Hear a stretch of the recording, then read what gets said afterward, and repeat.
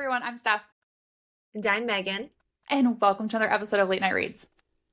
This week we are diving into the magical world of romantasy and covering The Ever King by L.J. Andrews. Woo! Let's start with why we selected The Ever King. Erik Bloodsinger. That's it. Oh, done. Done. That's all you need to know. His character is reason enough to read this entire book, and we're guessing the entire series. I mean, Bloodsinger, pussy singer? Right? Should we say it? I mean, oh boy. Yeah. Wow. It is what it is. Mm-hmm. And what do you mean they likely fell in love when they were kids and now they're called to one another? Isn't this like every young girl's romantic fantasy brought to life in a book? Right? It's your childhood crush, and now you're like obsessed with each other. Right? Also, twists and turns. We knew they were going to be bonded and fated mates. We did not expect Larson to be the traitor or the brother. Are you fucking kidding me? Right? I was flabbergasted. I was like, what? Excuse me?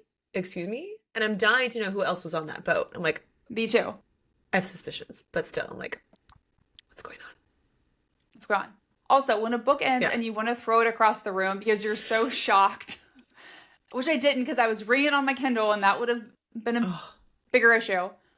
But I need the next one now. Give it to me. And we're both about to get lost in the Everqueen pretty much immediately after we're done recording this episode.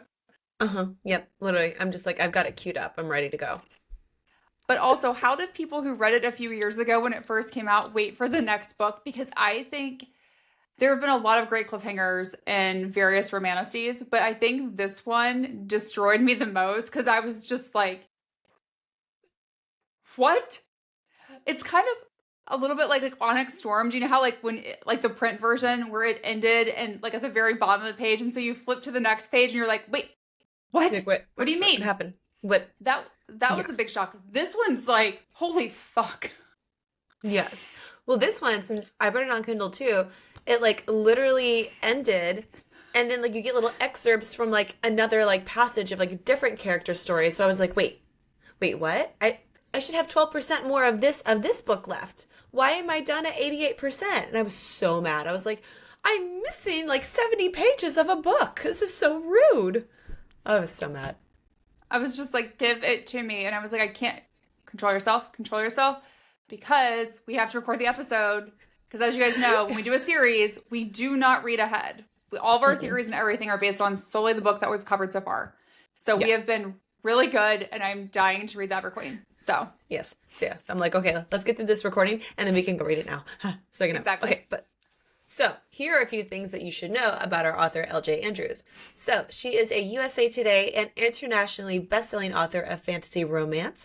She mystically brings to life worlds of the dark Nordic and Viking myths, bound by conflicts that bring together impassioned heroes and heroines. Love it. In her non-author moments, she is courageously corralling her 4 children. And the myriad of life activities that it involves, along with spending time with her favorite hero, her husband. Oh, so sweet. So before we jump into discussing this book, a couple of key reminders. As always, this episode will contain spoilers. We assume if you're listening that you have read this book. You have been warned.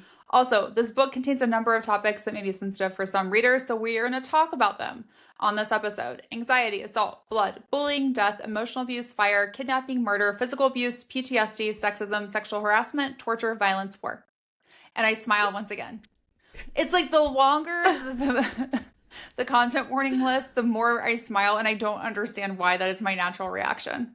Right, you're like, kidnapping, murder.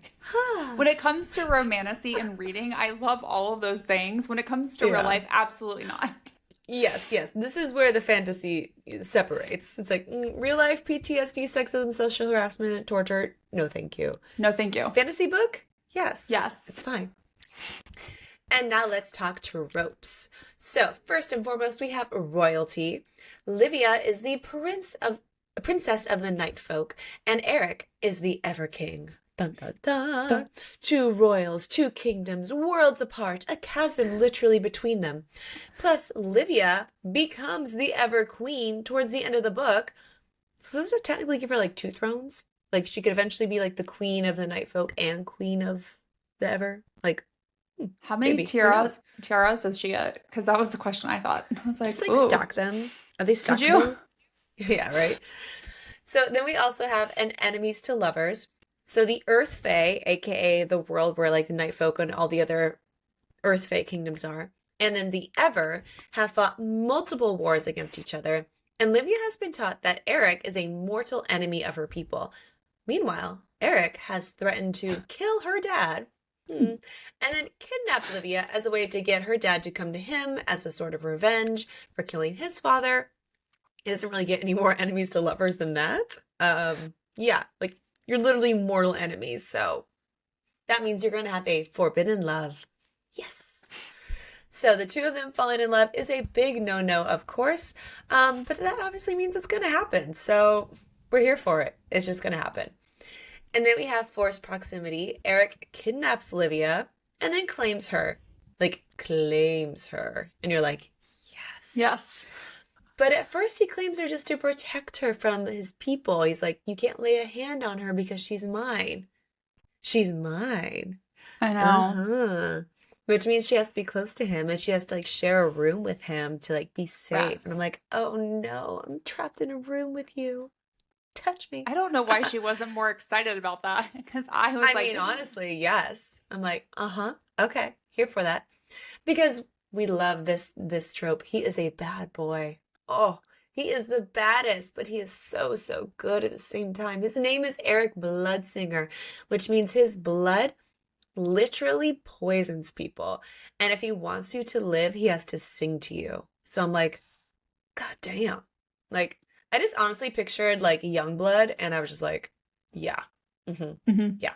Hello, bad boy pirate. I will take 2. Thank you very much. Then we have Touch Her and Die. So from literally the very beginning of the book, Erik would never let anything happen to Livia. Like, and that only intensifies throughout the book as he realizes his like feelings for her. And everyone who like honestly took her away from him should be scared to death because he is going to burn the realm down and like get her back. He's like, oh, you guys are screwed. Like, and once he figures out it was like Larson, like, whoa, buddy, you are in so much trouble. Yep. And then lastly, we have Fated Mates. So we were convinced pretty much from the very beginning of the prologue that the two of them are fated mates. I mean, she gives him like this cute little like songbird like thing that he keeps with him and wears forever. They're just destined to be together from a very young age and unable to fight the love in their hearts. And then they get like the heart mates basically like tattoo thing or like marking on both of their arms that it's like a mark of true love. And you're like, yep. That tracks. Okay, in terms of every magical twist, there's a lot that's going on. In the prologue, we start off with Livia as a young girl going to visit Erik or Bloodsinger. Those are used interchangeably throughout the book. He's in his prison cell because that's where we put young pirate children, apparently. Yep. And going to visit him should be the last place a princess should go. So clearly, she's going. She's going. Obviously. Yeah. This is how I knew I was already going to like her character. And I was like, you were told not to do that. And you did it anyways. Good girl. Considering she's a princess and like an enemy of, you know, he's the enemy of her people, probably not a great idea to befriend him. But she tells an updated story of a songbird and serpent where they grow to become friends despite their differences and live happily ever after. And I was like, oh, that's really sweet. And then, as Megan mentioned, she gives him that silver charm of a bird in flight on a piece of rope that he wears around his neck. And then she wants him to promise not to fight her people when he stands trial tomorrow, so he can stay in her kingdom and not be sent away or killed. I was like, oh, cares for him. Exactly. And then she shows him this gold talisman that has like a hum of faint magic to it. And he makes her promise to hold on to it for him because he'll come back to get it one day. And I was like, are you talking about the piece of metal or are you talking about the girl or both? Also, I had when I was reading this book, I was like, this reminds me so much of Pirates of the Caribbean. So yes, that was like in my head throughout a lot of this. So but I was worried. I was like, uh-oh, is this thing going to be cursed? I'm like, I hope not. That's okay. Well, I have questions about this. Maybe. So after she leaves, she ends up falling on the talisman, which causes it to break. And I was like, well, it wasn't very strong. Like, that feels weird. Like, Yeah. she's a kid. But How did it break? how to break. Most importantly, it leaves an imprint of it near her elbow. So now she has like this ruin on her, which is a pretty big deal.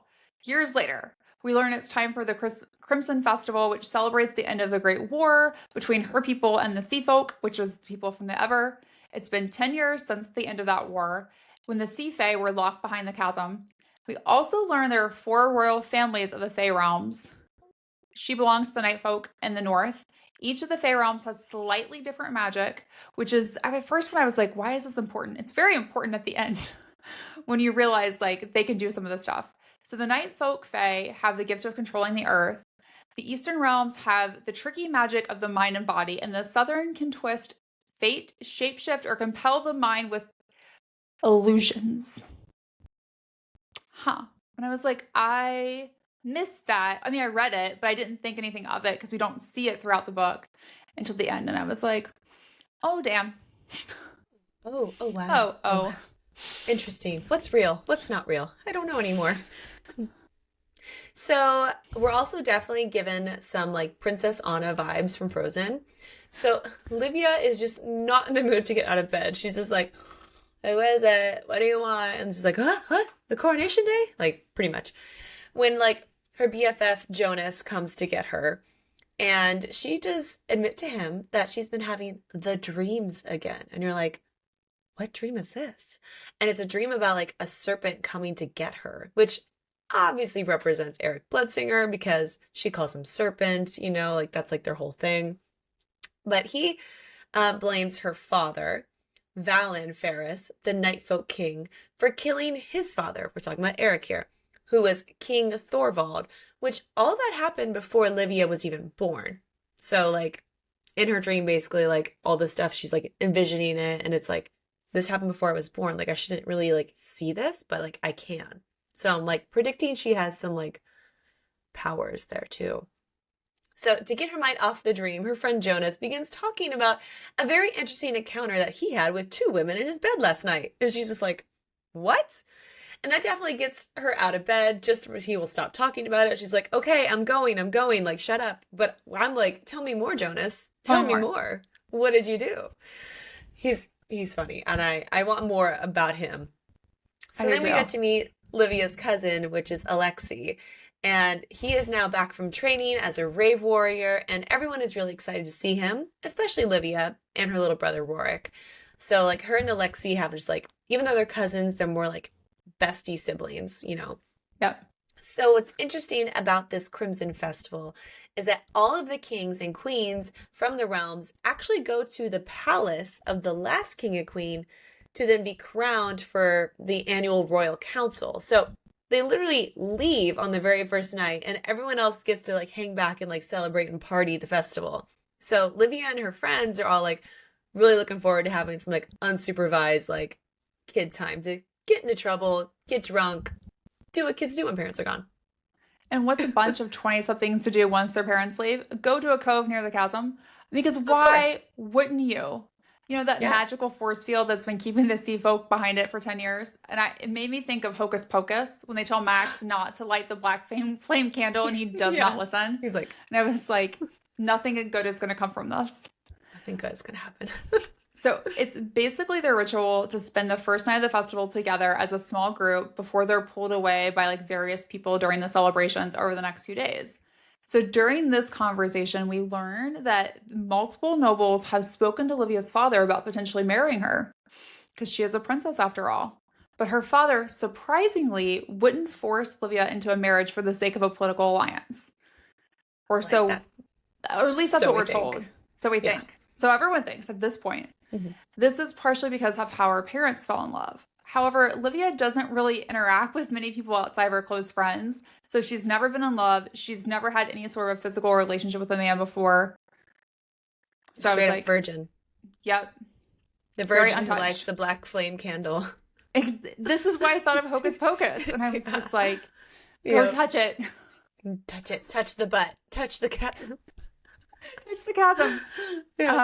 So during a conversation with Alesky, he is pretty confident they don't need to worry about Erik Bloodsinger anymore, and there's no way he could cross the chasm. And I was like, you know, if you say it, it's going to happen. You know, yeah.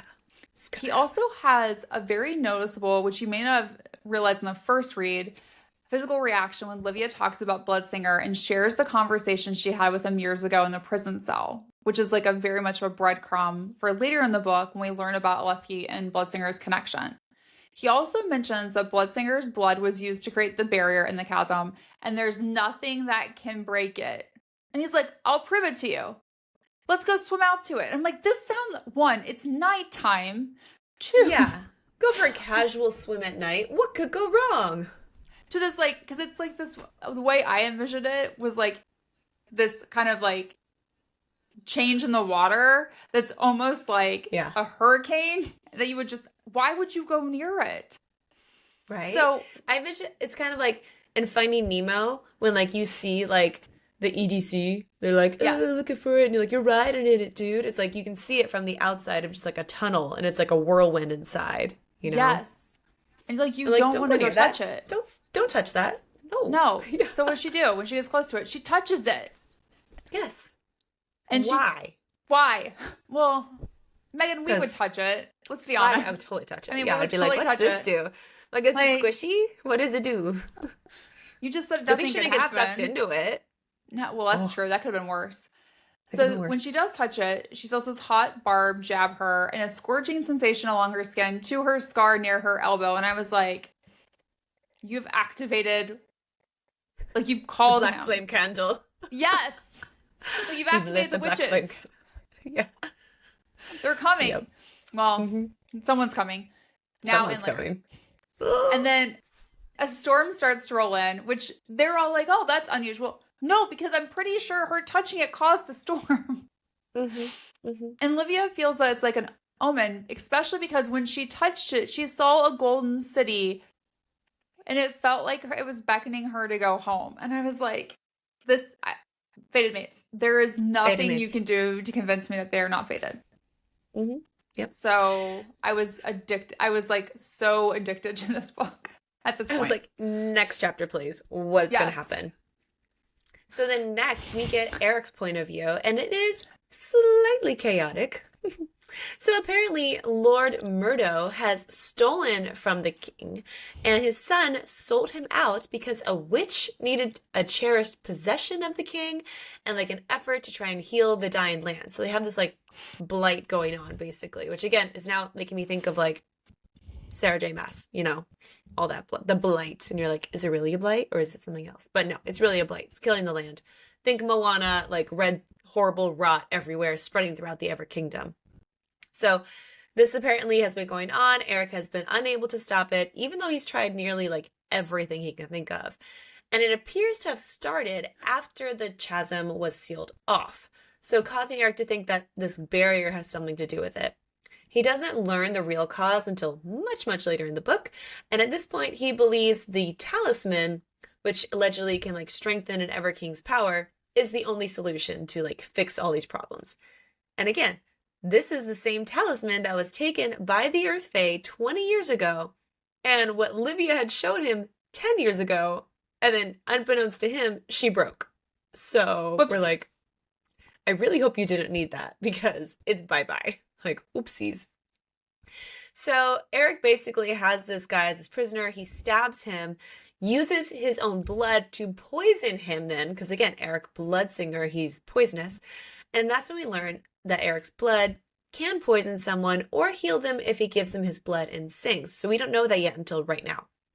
And it turns out that this prized possession that Lord Murdo stole from Erik was that silver bird necklace that Livia gave him years ago. He's like, I need this back. So he will literally kill people just to get his necklace back from her. Like, oh my God. Touch her and die? Steal from me and die. Like, oh. And so this is also when we learn that Erik has apparently offered refuge in his royal city to everyone whose land was impacted by that rot. But not all the people take him up on this offer, which I'm like, oh, okay. So it's the first little instance that we see in the book of him like having a heart, like beneath all this darkness, like he wants to help people who are affected by this. And then Erik starts to notice that the rune mark on his arm, because he has one too, starts prickling, feeling like flames and like turning into like a deep crimson. And he says that he can taste his blood in the water, which we're like, oh What? shit, is this the exact same time when Livia touched the chasm? And he can feel it. He's like, it opened. The chasm opened. And he orders his crew to literally go to the place where the songbirds sing. You're like, he's coming back for her. It's happening. It's happening. I know. I was like, oh my God. So these ever ships can sail above or below water, and below is the fastest and the only way to command the currents, which Olivia learns later in the book is a wonderful experience, and she needs to hold on to someone. For the first time in 10 years, the Evership was able to cross the chasm. They sent out a small crew to do recon and learn about the festival occurring. And they find out that if their ship were to just kind of like go in, they'd quickly be overtaken by warriors. So instead, a small group of them decide to go in a tradesman to the open market. Erik, which is what Erik decides to do. He leaves his cousin Tate at the helm. This is also when we learn a very important thing, that the Evership is bloodbound to Erik, which means they can't really cross him. Once in the city, they learn about the masquerade ball at the fort that's occurring that evening, and they all make plans to attend. Celine is not happy about having to wear a dress. It doesn't take long until Erik spots Livia and is captivated by her, and he immediately feels drawn to her. And I was like, hello, fated mates. You cannot convince me otherwise. Yeah. Erik also finds out the king and queen are gone, which frustrates him because he's there to kill the king to win back his talisman. So then he's like, well, I guess I'll just have to kidnap the princess, because he learns from like kind of just another person in the market that the king would go to war for his daughter. He internally thinks about how Livia was never theirs anyways. Not really. From the moment the songbird tried to appeal to the serpent, she was mine. And I was like, oh. And so protective. When the bad boy says you're mine, you lose it. I lose that. Yeah, you're like, take me, I'm yours. Like as a child, like he would, like he has felt like she was his since they were little. Yeah, it kind of also reminded me of like the Swan Princess. You know, like when they're kids, they meet and they're told that they're betrothed, and they're like, "Ew, no, I don't want to be with you." But then they do fall in love. But obviously, at this point, they're not betrothed. But we know they're fated mates, so yes, it's basically the same thing. So now we are back in Livia's point of view. And she is at the masquerade ball. She's looking gorgeous. She's got a really cute, like, black, like, mask with, like, silver feathers. And you're like, ooh, you are a little songbird, aren't you? I love it. And she's decided to live tonight. And she's going to look for a man to help her do that. AKA, she's going to lose her virginity tonight. She's like, I'm going to do it. I've never experienced anything, and let's go. Let's see what this whole sex thing is about. Enter... Isn't it funny though? Because I'm just like, couldn't we maybe, like, why tonight? Why tonight, honey? Yeah, I mean, I get it. Like, your parents are gone and you, like, are feeling, you know, very independent and, like, I can do whatever I want. But you're also like, is this the right night? Is this the right time to do this? Like, maybe not. Like, rando? Yeah, I was like, wear a condom at least, I guess. Oh. To each their own. But enter Erik, because he happens to be at the ball. And she is immediately drawn to him, but doesn't know who he is, because again, masquerade. And she sees him across the room, doesn't recognize him, and she also doesn't think that he realizes that she's the princess, because, again, masquerade. Or she's like, maybe he's just pretending. So this leads to Livia and Erik eventually dancing, and she gets very brave and is like, would you want to see the paintings in my room? He's wink, like, wink. Yes, I do. Nudge, wink, nudge. Wink. Nudge, nudge. So this leads to Livia being ultra brave and badass and taking Erik back up to her bedroom. And you're like, damn, girl, like, you go get it. I'm happy for you. And she thinks that she's going to get it. She's like, I'm going to have sex for the first time. Here we go. Like, Erik is like teasing her a little bit. And you're like, ooh, oh my, what's going to happen? He's like, has hands like literally all up in her business. Until he starts to reveal his identity. And he starts asking about where the mantle, or AKA the talisman, is.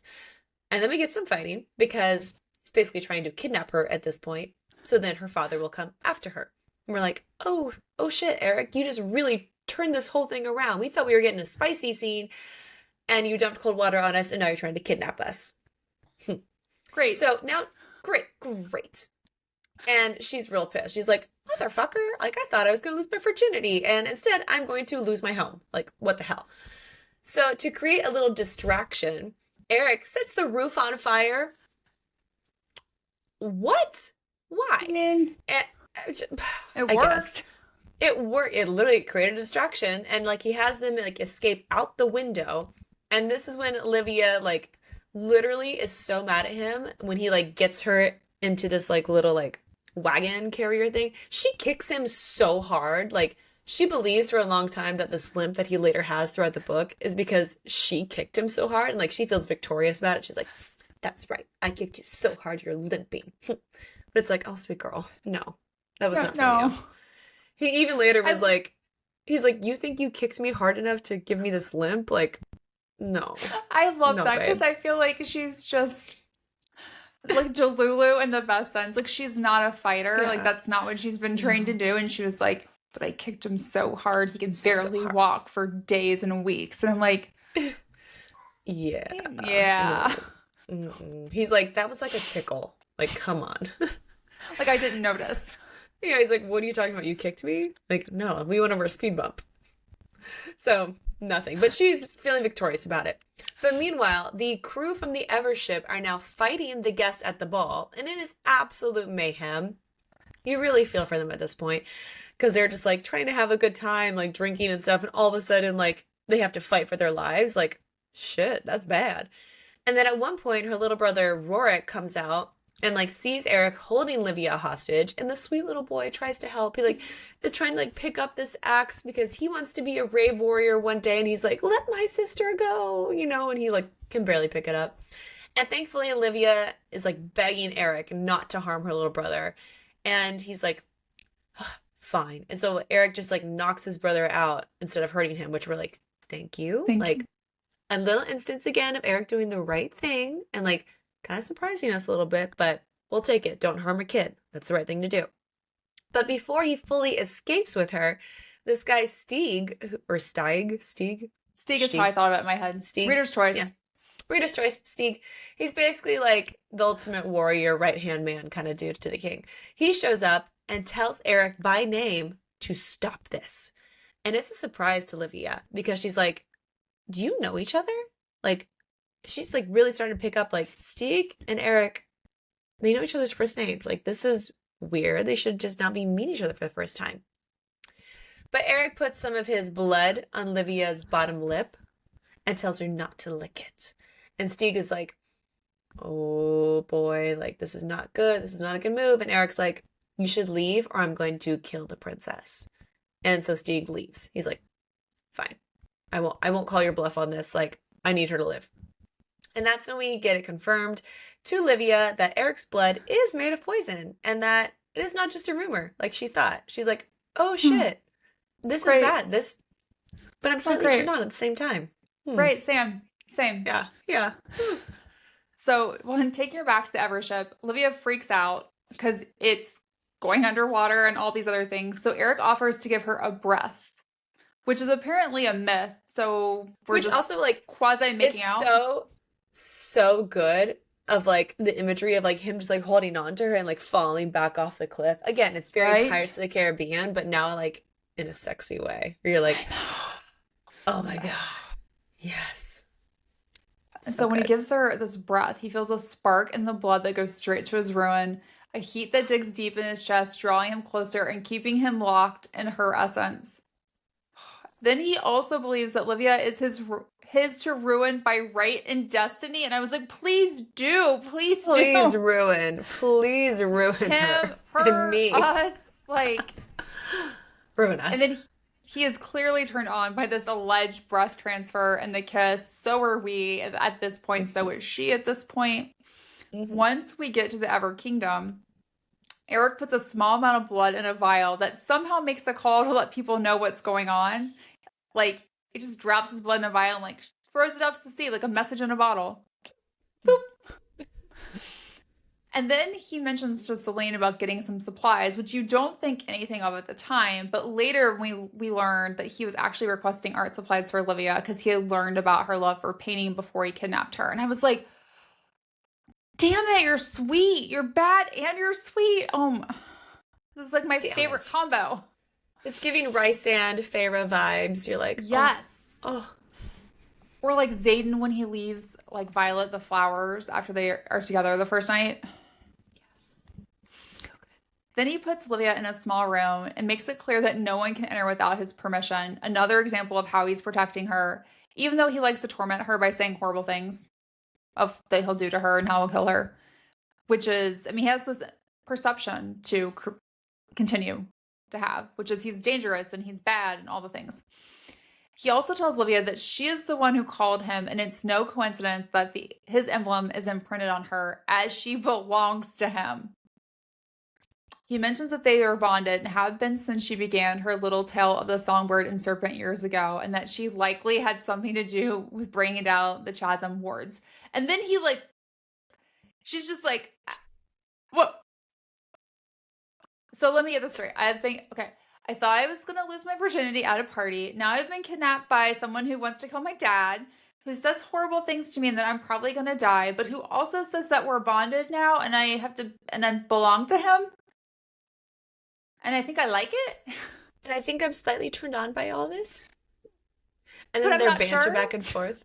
Yeah, he's like, but I'm not sure. I'm like, he's calling me Songbird, and it's like a really cute pet nickname. So I call him Serpent back. But I want to see his serpent, if you know what I mean. But I also don't when he asks me about it. Right, yeah, like, no. So additionally then, Erik alludes to how Livia's people have tortured him. And, like, that's why his father started the war. So, which is very confusing. When you learn later, you're like, not correct. But he does literally allude to Livia's people doing it, which I'm like, dude, come on.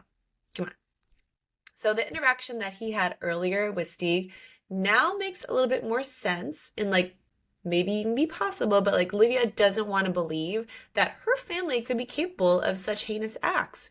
And later in the book, we learn that Erik was tortured, but it was not her family who did that. So kind of like, Erik, like, that was rude. Like, what's interesting though is the way he worded it. Like, he never specifically said like her family or parents. He said like her people, like fae, like Earth, which is all the Earth fae. Correct.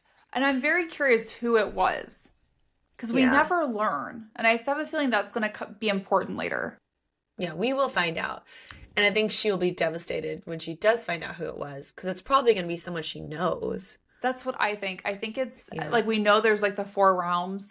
And we know, obviously, it wasn't the Night Folk, and it wasn't, I think, Jonas's family. Yeah. But what about the other 2? Yeah. Okay. So we'll find out. So next, Celine comes to see Livia and gives her clothes to wear, and then asks her to wash up. And Celine's like, well, I guess I'm tasked with helping you because I'm the only other woman here on this ship. She's like, us breasts have to stick together, you know? Like, woo. But that's kind of like a little instance where we see, like, a clear delineation in the Ever Kingdom between men and women and how women are viewed there as like literally secondary citizens, which confuses Livia because it's not at all how it is in the Earth Fae Kingdom. She's like, what do you mean? Like you were secondary? Like that's ridiculous. You should be equal, which I'm like, yes, you should. You have things to learn from each other. So then Tate also stops by and lets her and Celine know that Livia will be working with Sewell on the galley duties. And at first Livia's like, no, I don't want to go. I'm not doing that. What's option 2? And Tate's like, well, your other option is to be shared amongst the crew as a whore. Which seems a little bit worse. Just a little bit. But I'm like, yeah, okay. I'll go back to option 1. No thanks. Usually we like option 2, right? I mean, like I think about the Never list, we're like, option 2. Pass me. Take one down, pass me around. Oh, it's fine. But in this instance, it's like, wait, no, I don't want that. No, thank you. But then we find out that Celine's name, her last name is Tidecaller, which is cool because she can literally call upon the tides or call upon water. And she gives us a little breadcrumb about how she used to have a stronger voice once, but doesn't say much more than that. Like, we see she has like a little scar on her throat. And like, we find out that most of the sea folk are blessed with a bit of magic and are named by the talents of their voice. So interesting enough, we were like, okay, like Bloodsinger, he sings to his blood. Okay, so like Tide Caller, she sings, brings the tides. We're like, huh, interesting. Okay, so now I'm like looking at everybody's names, trying to like figure out like, what do you do? What is it? And we learned that Tate is called Heartwalker. And I'm like, what does that mean? And it's a breadcrumb of what he does later to Livia to learn the truth about her heart's desires. Mm-hmm. So I'm like, oh, interesting. But Larson, he doesn't have a sea voice. And he is called Bone Keeper, which you're like, ew. What? Gross. Bone Keeper? Mm-mm. Like, he literally keeps bones of his victims. And you're like, no, thank you. But, like, why doesn't anybody at this point question him about his magic? Like, why doesn't he have magic? It's weird. It's like, that should be a breadcrumb for what we learn later in the book about even the potential identity of his mother being an earth fae. You know, of like, he has no sea magic. Why? Why?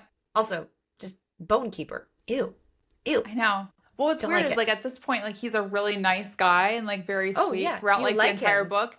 So you're also like, why is he called Bone Keeper? You're like, he just betrayed me. Is he going to keep my bones? Oh, no. Probably. I'm wearing them around his neck. So when she meets up with Erik, he introduces her to Sewell, and he tells her to do whatever Sewell says, which is hard to understand sometimes. Because, once again, her only other option, well, I guess this is option 3, is to be a shipwife, a lady of the ship, which would be, like, I think just in Erik's bed, and she has zero interest in that, at least not yet. And I was like, that actually, option 3 sounds great. You should do that. You should do that option. You should do that. So while working with Sewell, he has a strong reaction to seeing the scar in her and mentions that it called you back home with him and not to let anyone else see it. And that's when I started to wonder, does Sewell know that there's a traitor among them the entire time? Let's talk more about this. Because he says crazy, weird things. And I wonder if he's been communicating some of this stuff and no one knows what the hell he's talking about.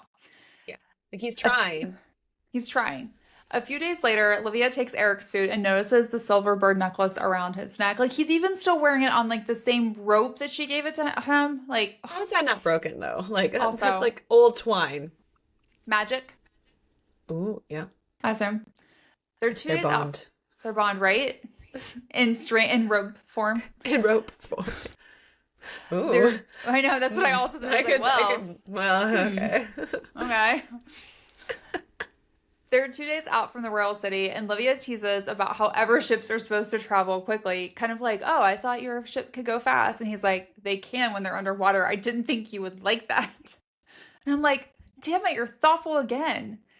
And it's really, this is like where I think she starts feeling very mind-fucked, because at this point, he's doing that thoughtful thing by not taking the ship underwater because it would make her uncomfortable. But then he's also, like, threatening her a lot of the time. So, you're like, this is very confusing. This is very confusing. I also have questions about when they travel underwater. Like, is there, like, an air bubble? Or can they just, breathe underwater? I think they can just breathe underwater.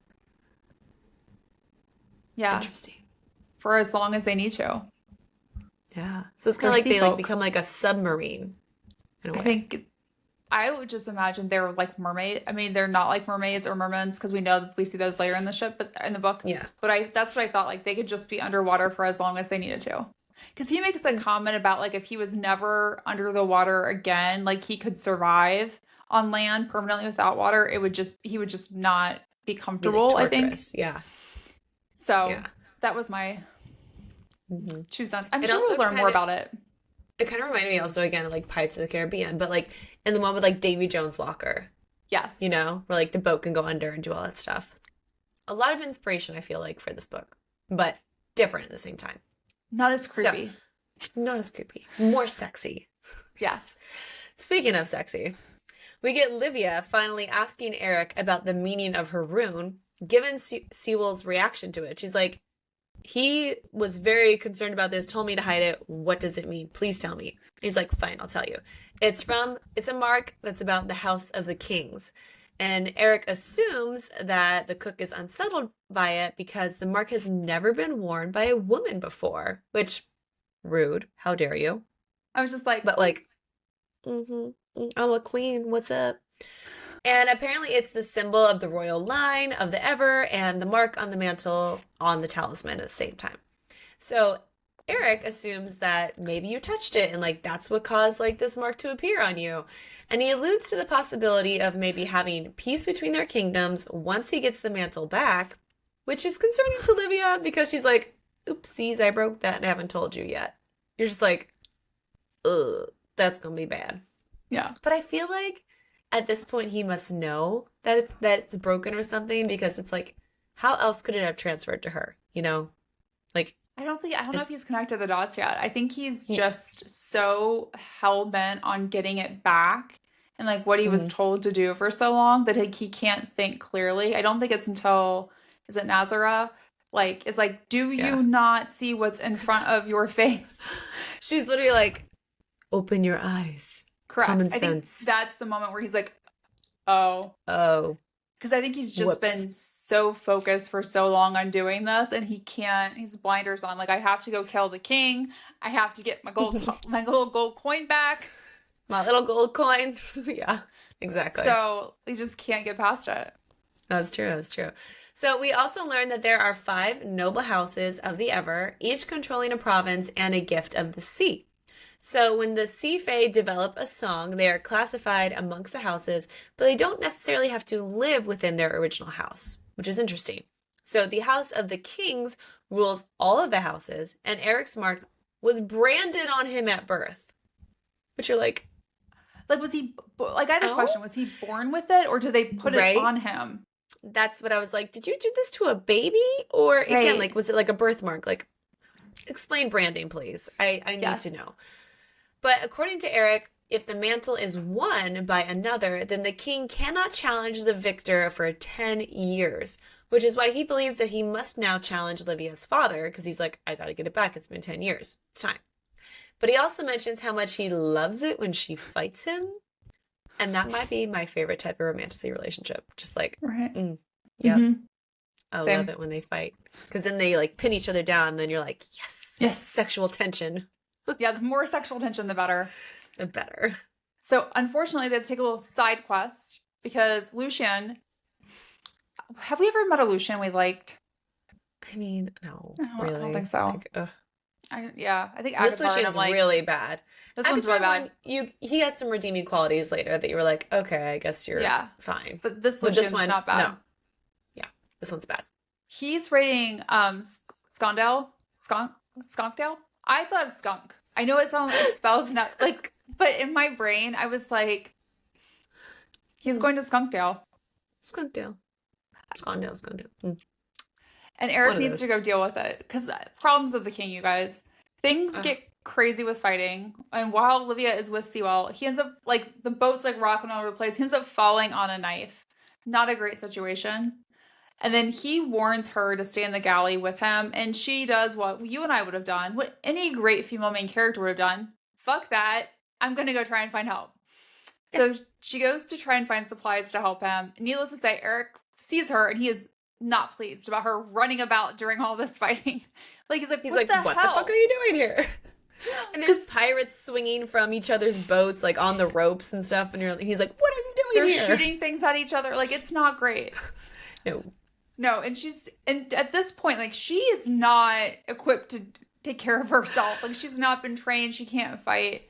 But she does end up getting supplies to help Sewell. And then when Celine comes in, she freaks out because, like, Sewell is, like, covered in blood. And then you just see Livia, like, standing over him. But she quickly learns that, like, Livia was helping him. And that is an interesting little breadcrumb. You probably didn't notice it, like, the first time you read it, about how Celine's reaction is super strong to him. Because obviously we find out later he's her father. And then... Which I did not anticipate the father aspect. I thought they were lovers. Oh my God, you thought they were I did. Oh God. I legitimately was like, oh my God, like, she's in love with him. Because it took me a while to realize that Celine was, like, younger. I thought she was Okay. older. So I thought like she was old and he was old. So I'm like, oh, they're secret lovers. Like it Oh God. it took me a minute to be like, oh, I was very wrong on that. I was very You're wrong. very wrong on that. Very wrong. I thought originally, because like Erik talks about like the crew loves Sewell, I just thought like he was kind of like the father figure to all of them. And so like that was her reaction. I didn't think he was like legitimately her father. So, but after they get Sewell settled in Erik's room, Celine takes Livia to shore at Erik's request. And she's like, I could stay here. And then she's like, bitch, no, we're going. We're going. Erik questions Lucien about who financed his campaign, wanting to know like who else is a traitor to the crown. And Lucien only admits that the Lotus was an attempt at a spell to heal the land. So like this is the second time we've seen someone trying to do something to try and heal the land, or so they say. Then Erik kills him and has him hung up as a reminder of what happens when you cross the king. And I was like, that should not be hot, but it kind of is. In romantasy, only in real life. And then Erik speaks to the Lady of the Isle, and when he's doing that, Livia uses her earth-wielding power to create a golden flower for this little girl who was kind of like upset by all the fire and fighting. And she feels an incredible amount of dark magic when she touches the earth. And this is like one of my favorite parts, because Eric's like, what did you do? And she was like, I mean, like, it wasn't me. I didn't do anything. He was like, what did you do? She's like, I just touched the ground. And he was like, do it again. And at this point, I'm like, are you mad? Do you like this? Do you like this, like, darkened Are we state? happy about this? Or Matt, like, very confused. What's going on? I mean, yeah. Are you going to kill me now? Like, what's going on? And then she does it again. Grass appears. And then we get another little glimpse into Erik's good nature, because once again, he wants all the people of Scontdale to go to the royal city. And he has specifically set aside space for them in the river caverns, because they like to be solitary and they have like religious requirements about like when they pray when it's dark and things like that. Once again, like he knows his people. It reminds me a lot of like very Xaden and how well like he took care of his people too. So then, due to Livia's shocking power that he just realized, Erik decides to take them to the Tower, capital T, because that is apparently where the rot began. And he also thought of when it said tower was Thrall, and I was like, oh yeah, I was like, no, tower? Don't go to the tower. Nothing good happens in a tower. This is bad. Or I even thought about like Throne of Glass with the tower, and you're like, yes, what's gonna happen? It's not good either. No, that towers. So he gets there. He also wants to meet with this woman called Lady Narza, who apparently is the fiercest sea witch in the whole kingdom. Also happens to be his grandmama. And you're like, what? What? Did not see that coming. No. And he was like, grandmother. And you're like, excusez-moi? What? And we also get the sense they do not have a good relationship. No. And it does not take long also for Lady Narza to start asking questions about Livia's rune scar. And like, Erik, do you feel drawn to her? And she's just like questioning if he feels anything for Livia. But he lies. And he's like, no, she's simply a pawn to get what I want, to get my talisman back. And Lady Narza literally calls him out on this and is like, oh, you kings are all the same. Always looking for more power, more strength when you do not see what you already have at your fingertips. And I'm like, drop the mic. So true. Thought that was a really great, obviously for power, but it also is a really great statement for like relationships. How like sometimes people search for like the grass is always greener on the other side concept. And I'm like, look at what you have. Like, well, not everyone. Amazing. Some people have shitty relationships, but like. True. But if you have a good one, it's like, look at this beautiful, wonderful person you have before you. This is all you should need in life. Yes? Correct. Yes. Great. So yeah, she calls him out on his shit. And he like doesn't get it because he's just a dude. He doesn't get it yet. And so while meeting with Lady Narza, Erik starts to feel Livia. And he's like, what? How can I? He's like a connection. He's like, this is weird. And he can like see Livia being tempted by music, and he's like, uh-oh. And that connection right there seems to anger and concern Lady Narza, because it turns out that this whole thing that's happening is Livia being literally manipulated and drawn into a spell, basically by a sea singer, aka like a siren, but like a dude one. And his whole deal is that if he claims the heart, then his like debt is paid. And he's like, I get to leave. This like siren dude has been like trapped in the tower for like centuries. And so he's literally like, I'm allowed to have this heart and then I get to leave. But Erik makes it clear that Livia belongs to him. And this leads to Erik killing the sea singer and taking Livia to a room to keep her safe.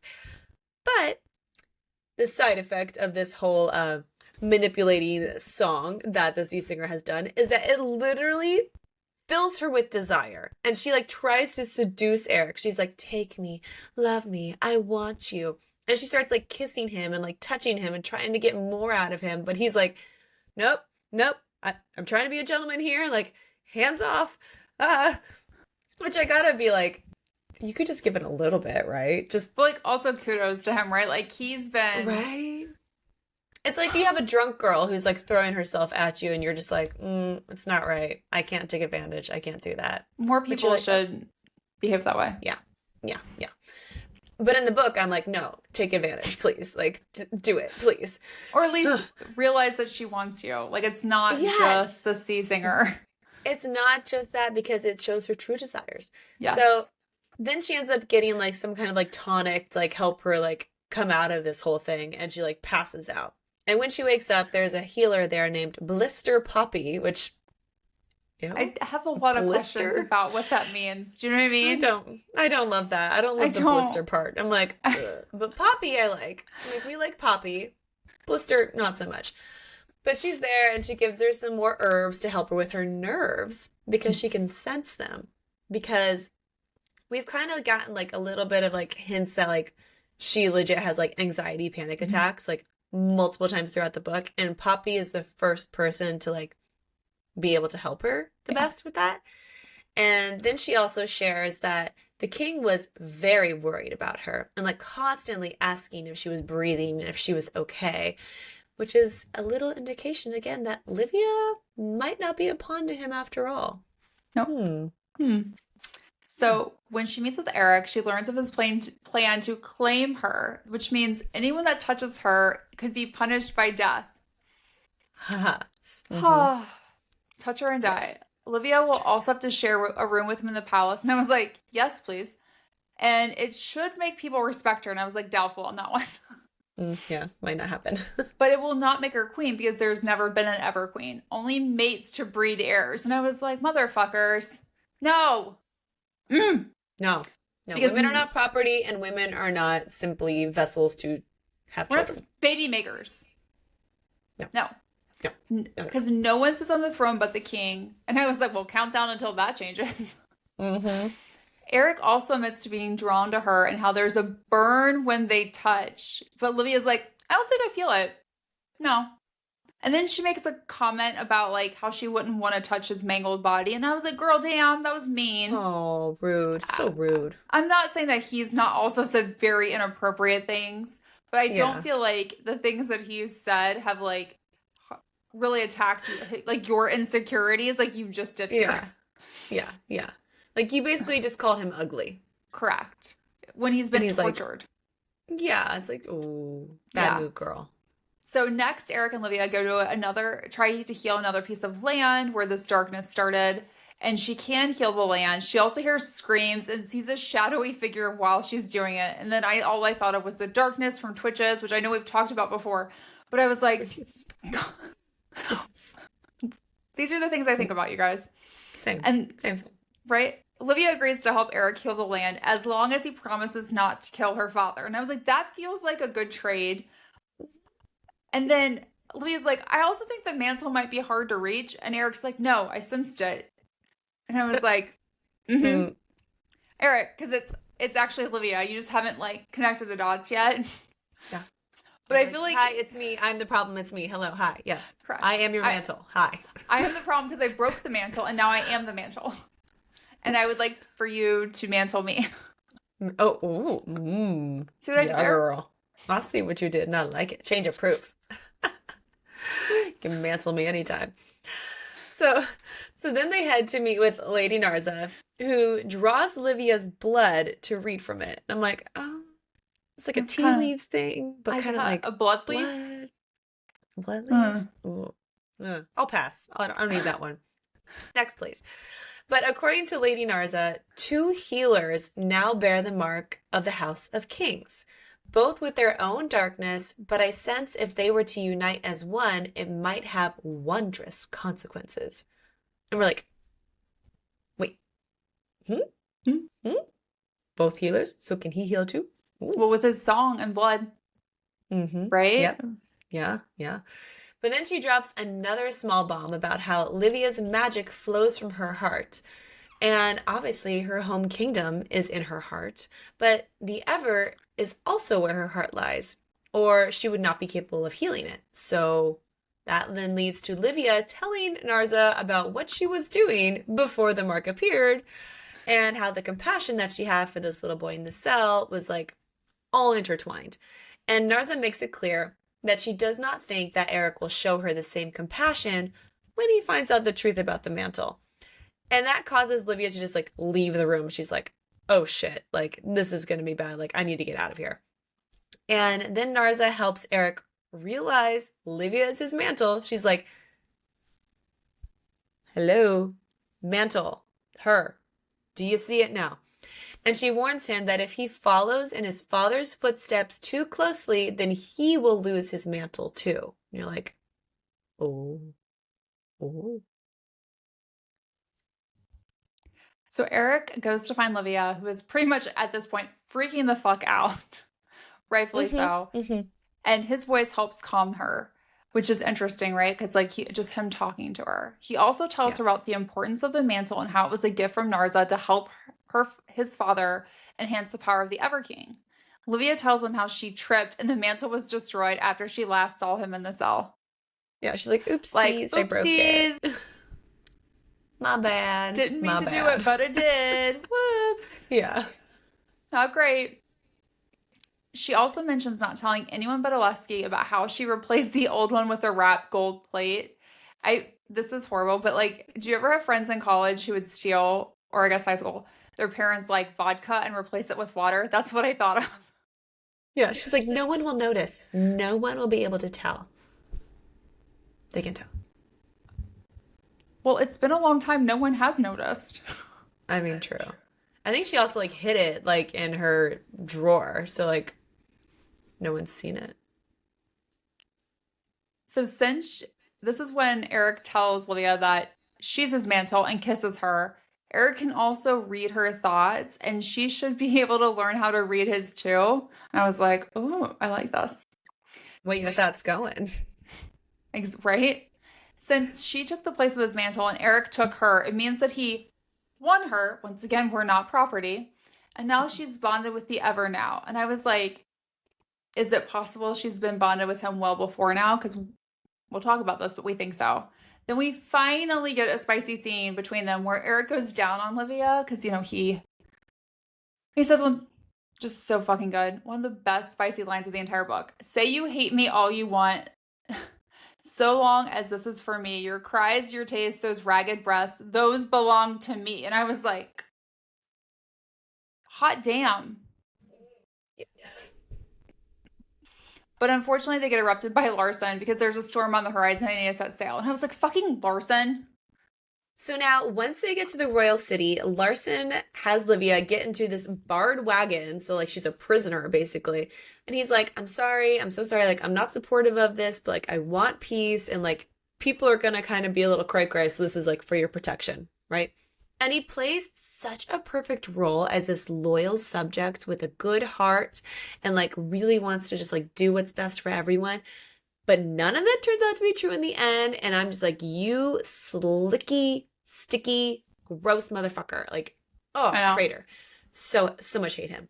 But while she's inside this barred wagon, people are literally pounding on the bars and like spitting at her and like throwing stuff at her. And you're like, well, now I'm kind of glad she's in there because they can't hurt her. So, but also, why did you put her in there? Well, why? Like, she's not bad. She did nothing wrong. And then Erik comes to get her, and he's insisting that she rides with him in the royal coach now because she belongs to him. I'm like, yes. But also, why did she have to go in that barred wagon to begin with? Why couldn't she have just gone in the royal one in the first place? Like, was this just like a mindfuck opportunity? Did Erik know that was going to happen? Maybe it was just like a show for the people to be like, yeah, we've got a prisoner. I don't know. This doesn't make sense. It was weird. Like, it didn't make sense to me there. And then at the palace, Erik and Livia are greeted by Fione, who is like really jealous. She is a sea witch who is jelly because she thinks that she is the rightful mate to the Everking. She's like, you're supposed to be with me, not with that bitch. And Livia is then really pissed and she's like, why would you go down on me and like touch me and like do all this stuff with me if you are like with someone? You're supposedly with Fione. And Eric's like, no, I don't want her. Like, she's holding on to like an old agreement that was made a long time ago that like literally he had dissolved when he became the king. And so he's like, she's old news. Don't worry about her. Like, it's gone. So once they're in Eric's room, Livia is told not to leave for her own protection. And he's like, I'm going to go do some kingly stuff though, but you stay here. And I'm like, yeah, you know that's not going to go over well, right? Like, No.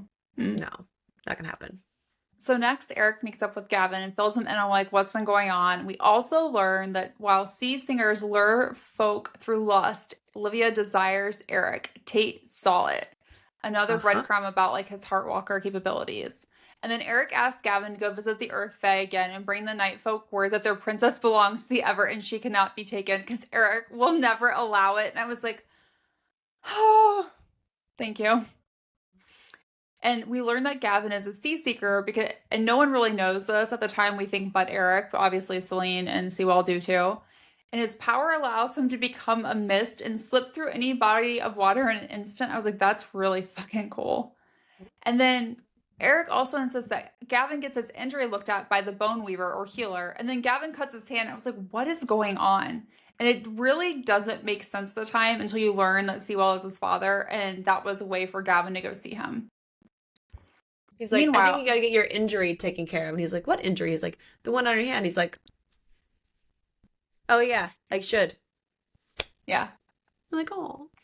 It's really sweet. So meanwhile, Livia is going snooping in Erik's room, which is what all of us would do, let's be honest. Duh. And she ends up finding like the window painting supplies that he previously asked Celine to have Alistair get for Livia. And then Celine comes back with 3 servants to get Livia dressed for the feast because she has to go get all dolled up to go be shown off. And once again, Celine is like, well, I guess because I have boobs, I have to help you. So here we go. So then at the feast, Erik declares that Livia can heal the poisoned soil, and she has now become the mantle of the Everking, and he is officially claiming her as his. And you're like, yes. But everyone else is like, what? Like, they're stunned.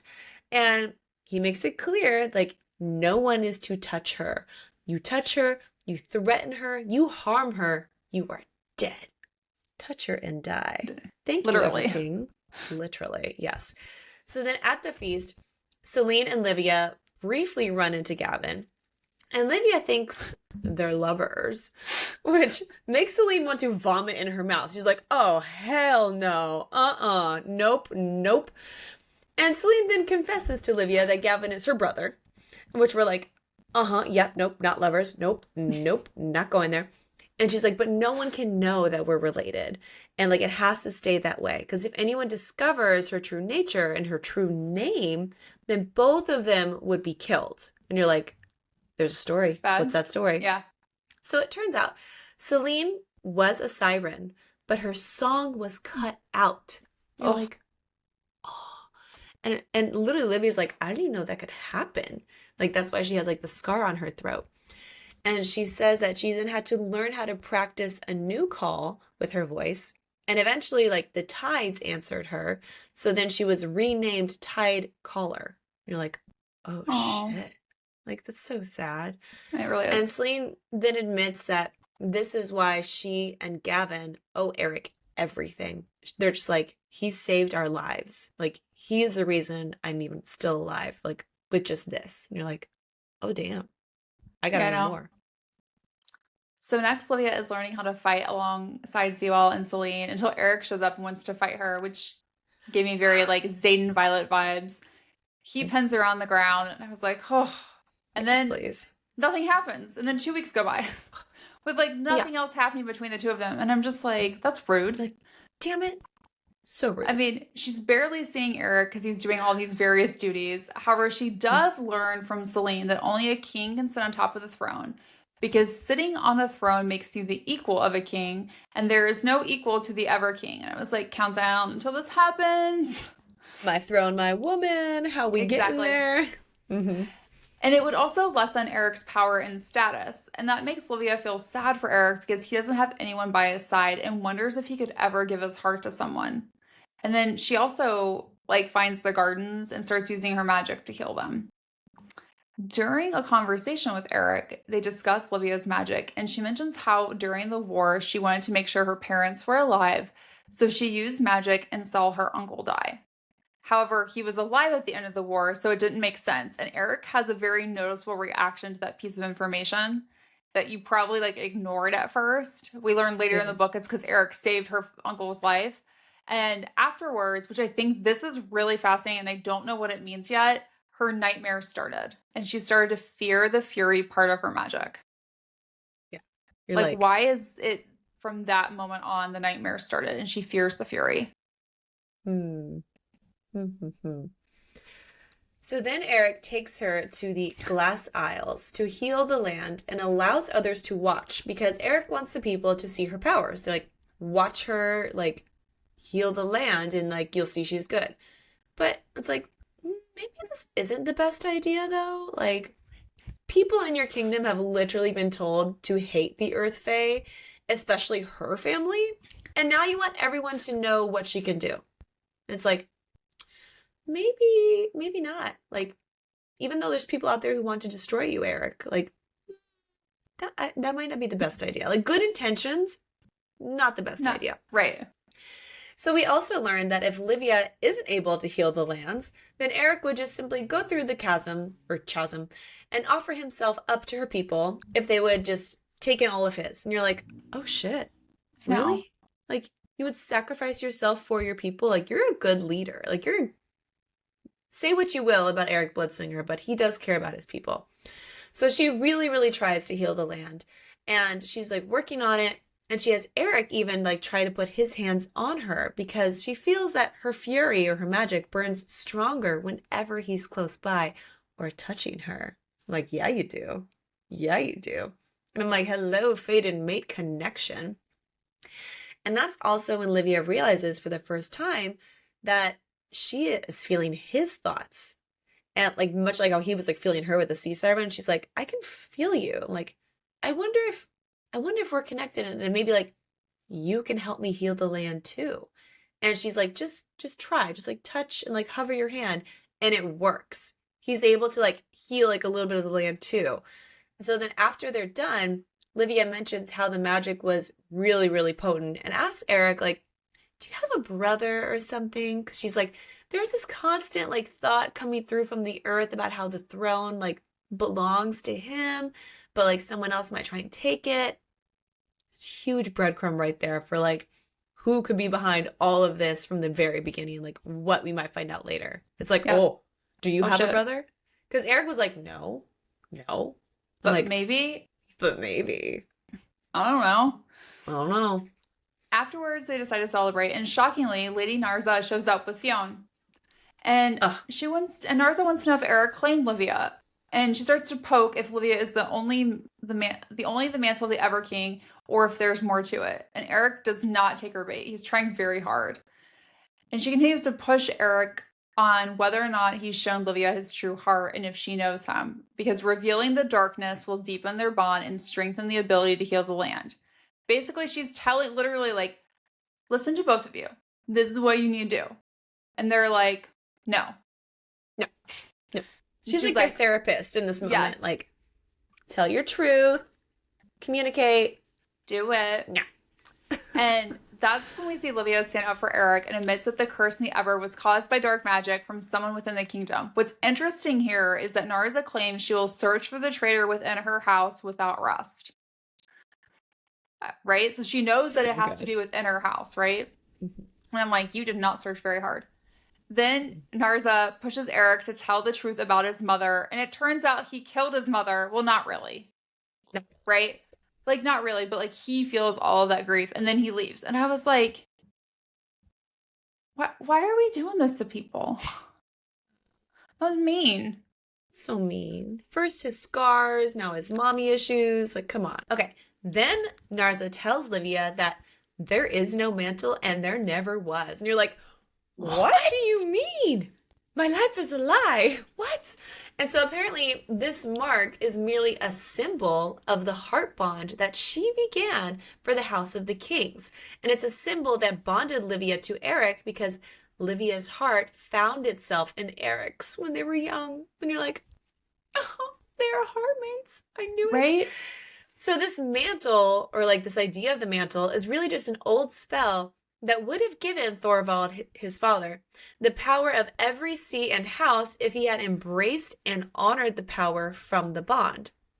So like if he had just like literally loved his wife and like been a good partner, like he would have been very, very powerful, but he fucked it up. So basically having all this information, she's like, Narza just like dropped into Livia's face. She's like, what the fuck is going on? Yeah. So she leaves.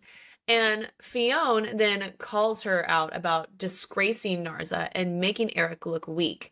And Fione claims that it's inevitable for her, Fione, to be the mate of the Ever-King because the lords will ensure that the next heir is from the two most powerful houses. And Fione is literally like, I will never ruin my heir by giving them too much heart like Erik's mother did. You're like, oh, bitch. Bitch, I know. I was like, God, I already hated you. It's like, oh, man, you are heartless. There's no way you could give anyone any heart because you are heartless. Could you be so heartless? She could. I think she's worse than we know. Gosh, she's terrible. So when Livia finds Erik, he tells her about his mother and what happened. Cliff's Notes version.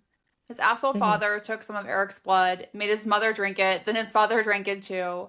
Erik is a small child. He was given a choice of who to save by singing because he didn't have the strength to save both of them. He chose to sing for his mother. She wouldn't let him and demanded that he sing for his father. So that day he lost his mother, and then his father started hating him because Erik chose his mother first.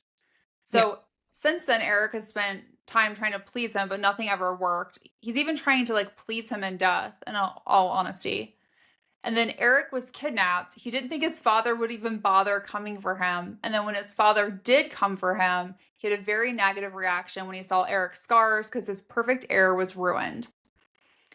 Afterward, like his dad dies, right? And then his uncle keeps up the attempts to harden Erik. Not a great situation. Somehow that trauma dump leads to skinny dipping. Yeah, you're like, huh? I mean, like, let's just go for a swim. Yeah, she's like, off. What makes you feel better? And he's like, the water. And she's like, then let's go. And you're like, oh, okay. Sure. And then Erik confesses that he loves her. We get a spicy scene where there's some finger fuckery in the water. And they head back to the palace. And Livia gives him like a hand job in like the stairwell. I'm not gonna fuck you in sand. What? I mean, I get that. I mean, it sounds great in theory, but also... Yeah, like sex on the beach sounds fun, but then you get sand in a lot of places, and you're like, this is uncomfortable, and I don't like this. So yeah, little hand job on the side is fine. Hand job on the way to the palace. Yeah. Or in the palace. We think we're going to get more spice. Like, we think they're about to have sex. But no, alas. Someone has a note for the king. And I was like... Damn it. Why? She's so rude. Well... Larson cock blocked us originally, and then we learned like Larson's behind all of this too, so he's cock blocking again. I'm like, for the love, Larson. So like literally somebody had like knocked on the door, and Erik's like, what the fuck? So he opens the door, all hell breaks loose because right then someone tries to kill Erik, and it's like, what? How dare you? And then Livia's like listening to this, and all of a sudden like 3 men break through into the chambers from the gardens, and they try to attack Livia, but she's able to get away from them, and like she like runs outside back into the garden. And that's when she remembers her father's advice about how there's ever a choice between her life and others, strangle those other people with thorns. Like, promise me that you will use your power to kill them. And so she does. So she pulls upon her power to basically like have these roots shoot out of the ground and like impale this guy to death with like thorns coming out of him. And That you're was like, very vivid. When yeah, I read right. it, I was You're like, God damn. Like, yeah. Ooh, shit. Like, ooh. So not great at all for that guy. Like, he's dead. No. He's dead. Dead. And two other men then try to come in and hold her down because they want to steal some of her blood. But thankfully, Erik comes to the rescue, saves her. And Livia then uses her power to stop those two men from running. Again, like tripping them, holding them down with roots. They don't die, though. And unfortunately, at this point, Erik gets very badly injured. Tate is the first person to come and find them. And he's assuming wrongfully that, like, Livia is the one that hurt the king because she is, like, covered in his blood. Which, again, she's like, oh, shit, I'm covered in his poisonous blood. Like, right. God, I hope I don't bleed. I hope. Because she's got her little cuts on her, right? So she's like, oh, my God, oh, my God, oh, But my God. here's the question. If they're heartmates, can his blood harm her? I don't think it can. I don't think it can. No. So, basically, they're just like, we need to clean up the king because this is bad. And Tate, interesting enough, wants Larson to bring in Murdoch because Murdoch is like the healer, the bone weaver for the king. But he's like, sorry, Murdoch is drunk and he's passed out and he's got his hand on some lady's boob. But I'm like, was that part of your plan, Larson? Like, this seems very interesting that this guy conveniently is like out of commission to help. Yep. I don't know. Now that we know about Larson, we're like, I don't know if I trust you. So Livia's like, maybe I can use my powers to try to heal Erik because, you know, we're mates. Maybe we can help each other. And I'm a healer of the land. And I'm a healer of the land, all right?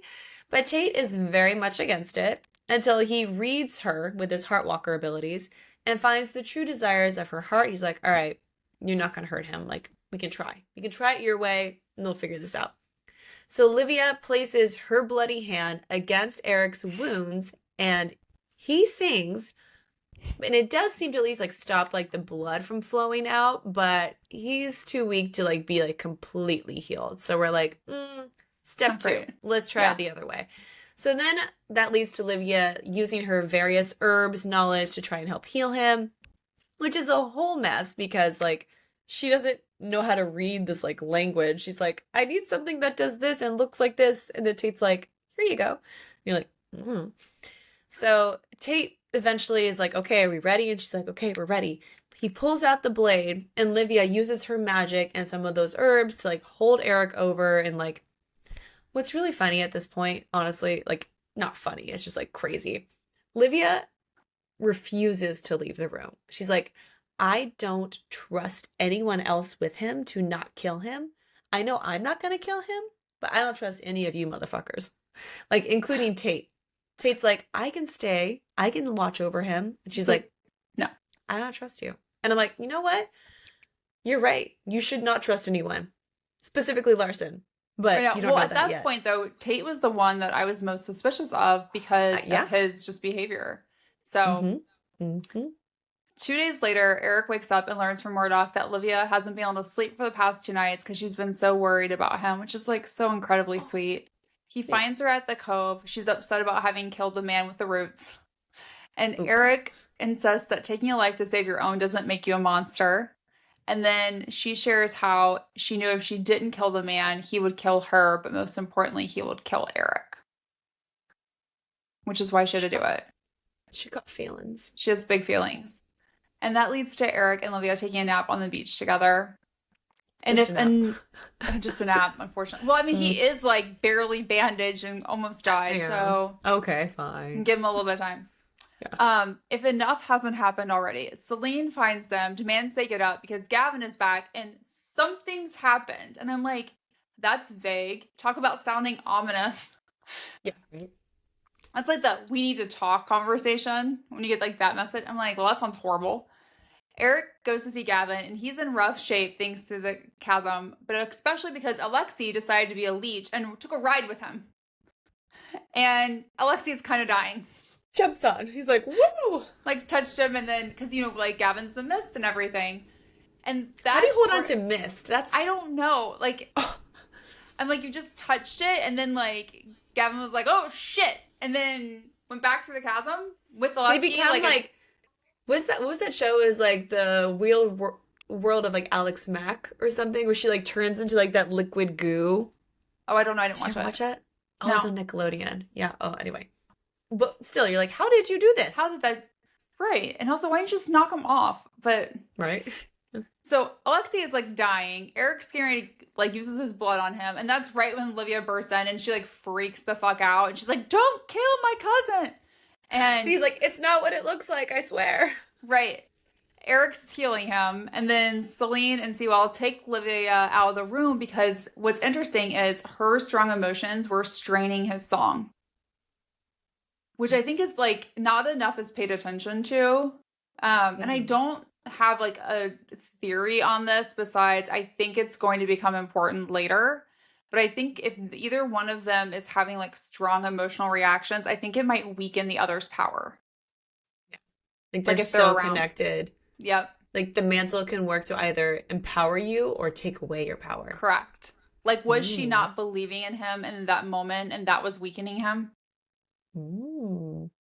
So Interesting. I don't know. We'll We find shall out. see. So apparently, and we get to Alec now, he has been watching the chasm like every single night and like waiting for something to happen because he's like, my cousin went through there and I'm gonna get her back. And I'm like, that's That sweet. sounds super boring also. Like you're But just also staring very at boring. the water. You just like what'd you And then think he was just, gonna like, happen? right? Yeah, like for weeks.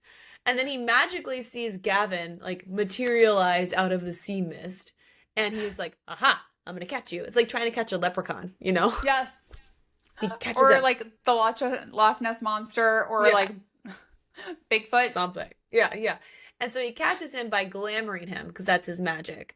And that caused Gavin to then turn back into mist. But again, Alex was like able to like get dragged through the chasm with him. And Alec then offers to give himself up in exchange for Livia's freedom. He's like, there is a debt that needs to be paid. Like, I will repay that debt that I owe you. Like, it's my family, not hers. And then he shares a little bit that Erik saved his father's life. And it comes out that like Livia's family didn't torture Erik. They saved him from whoever had been torturing him. And we're like, wait, what? What? I know. And Livia then realizes like that's why her father was close enough to Eric's father to kill him. Because literally Eric's dad shows up to like get Erik back, right? And Livia's father was like, here, you can take him. But then like when Thorvald got really pissed off and like was ready to like attack or whatever, like that's when he like killed him. You're like, oh my God, he saved Erik. Like, I know. this is crazy to think Other about. thing I loved in this passage was like Alesski's like, you know, like I'll trade myself for Olivia. You can use me as your whore. And I was like, what? Yeah, so it's like Alexi's like, use me as your whore if you want. And I'm like, really? Right. Really, Alec? You're just gonna like bend over and say, take me? Like, Well, also, what are you asking for, buddy? I also wonder like if that gives us a little inclination into Alexi's preferences. I know. Exactly. So So we basically get like all of these crazy confessions all of a sudden. And then Erik and Livia are like, okay, hold please everyone. We need to go finish what we started here. Like, Alexi, you stay here, you heal up. We got some stuff we gotta finish. Like a very important conversation, aka finally having sex. Oh my God, finally. Which Erik realizes, like, as they're about to do it, that she's a virgin. So he's like, all right, we're going to take this slow and then fast and then slow. And, like, he's very, like, attentive and, like, helpful and, like, cleaning her up. Because, like, you know, he realized, like, oh, there's blood. Like, yeah. Let me help you out. Are you okay? Like, are you in pain? Anything? You're all good? And she's like, I'm great. And I'm like, yeah, she is. Yeah, she is. So then afterwards, as they're like snuggling, Erik tells her about how Stieg was actually held captive alongside him when he was tortured for his blood.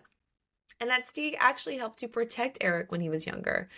And so when Stieg's people came to rescue him, aka like her family, the Night Folk, they took Erik too. They're like, we're rescuing you as well because this isn't right. And it's also mentioned then that Livia's father suffers from a fate curse of bloodlust. And you're like, that's not good. No. And that somehow like Livia's mom is like able to help him control it. And you're like, well, I mean, I hope so. But basically when Erik's father came for him and he like spewed disdain for like what had happened to Erik, Livia's father stood up for him and offered to keep Erik if his father no longer wanted him.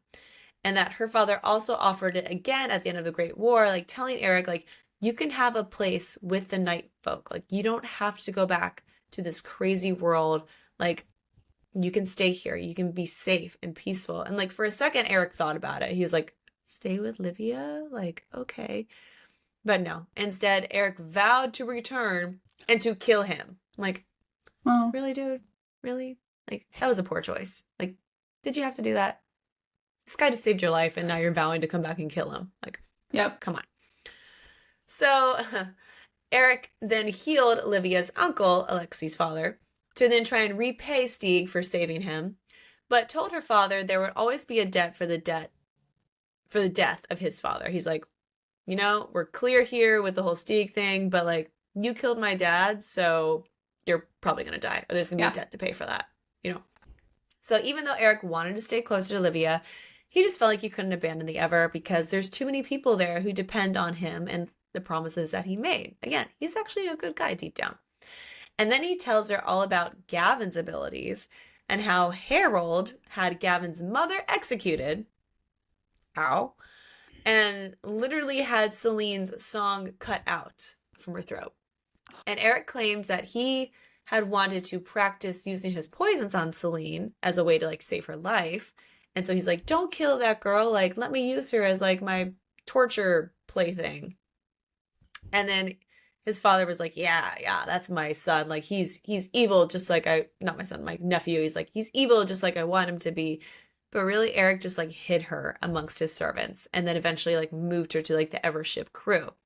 And then we find out that Harold actually tortured their father, who is Sewell.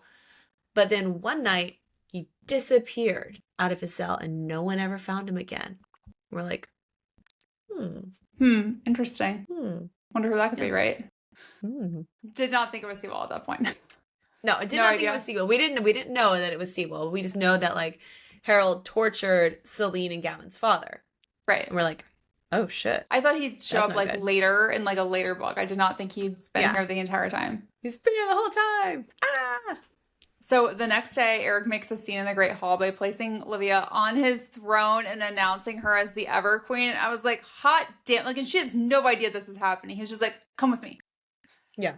And I'm like, are we getting a My Throne, My Woman scene? Kind of. Right? Because he gives her the opportunity to leave if she wants. But she answers that she'll always belong to him with or without a crown, which I also feel like is foreshadowing for the future. Yeah. And then as a follow-up, Erik brutally kills the two men who tried to hurt Livia. Literally blood at her feet. And she's like, yes. She likes it. I love it. She is into it. You're like, oh, well, shit. And then he gives her jewelry out of their bones, which is a step too far, Erik. No, but she also likes that. She does. You're like, huh.